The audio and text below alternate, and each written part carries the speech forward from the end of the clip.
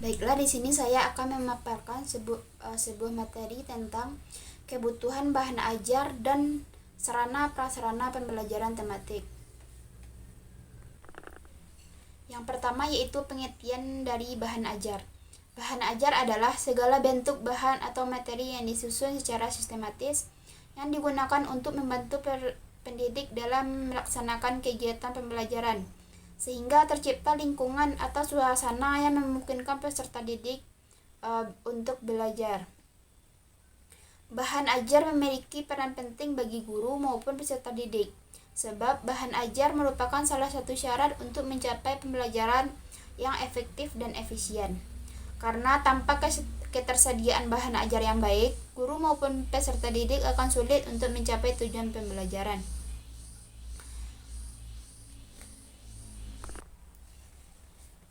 Yang kedua yaitu implikasi terhadap pengaturan tempat duduk. Implikasi terhadap pengaturan tempat duduk dalam pelaksanaan kegiatan pembelajaran tematik perlu dilakukan pengaturan ruang kelas agar menjadi pembelajaran yang aktif, kreatif, efektif, dan menyenangkan. Pengaturan ruang kelas tersebut meliputi pengaturan meja, kursi, lemari, perabotan kelas, alat, media, atau sumber belajar lainnya yang ada di dalam kelas. Diatur dengan fleksibel atau mudah diubah-ubah, disesuaikan dengan tuntutan strategi pembelajaran yang akan digunakan. Pengaturan tempat duduk di sekolah dasar memiliki implikasi yang penting terhadap proses pembelajaran dan perkembangan sosial bagi anak-anak.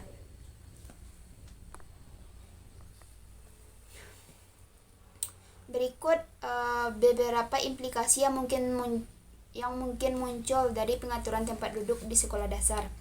Yang pertama yaitu adanya interaksi sosial antar siswa. Yang kedua, siswa akan lebih konsentrasi dalam pembelajaran. Yang ketiga yaitu manajemen kelas akan lebih terkontrol. Yang keempat yaitu pembelajaran akan lebih fleksibel dan guru dan siswa akan lebih berkolaborasi atau kolaboratif.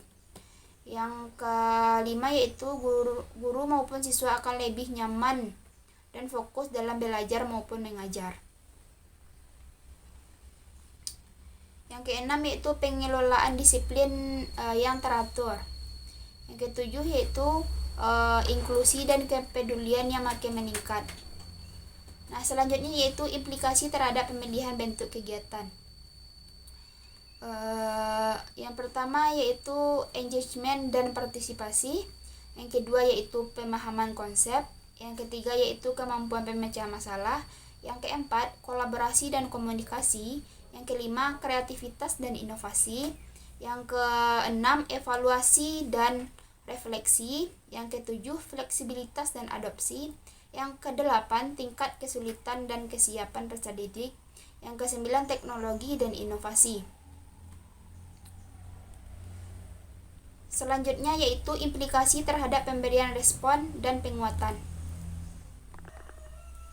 Nah, selanjutnya yaitu implikasi terhadap pemberian respon atau penguatan.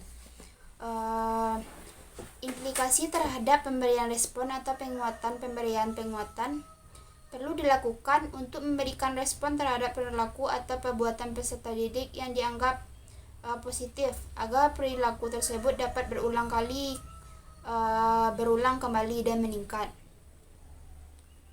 Pemberian penguatan ini dapat dilakukan dalam bentuk verbal maupun non-verbal. Penguatan verbal berupa kata-kata atau kalimat pujian, dukungan, pengakuan, dan dorongan. Sedangkan bentuk penguatan non-verbal ditunjukkan dengan cara-cara seperti berikut. Yang pertama yaitu raut wajah atau mimik muka. Yang ketiga yaitu gerakan atau isyarat badan. Yang ketiga yaitu gerak mendekati peserta didik. Yang keempat yaitu sentuhan. Yang kelima yaitu kegiatan yang menyenangkan, simbol atau tanda, dan penguatan dengan benda atau maupun barang. Selanjutnya yaitu ada beberapa implikasi yang mungkin timbul dari pemberian respon ataupun penguatan.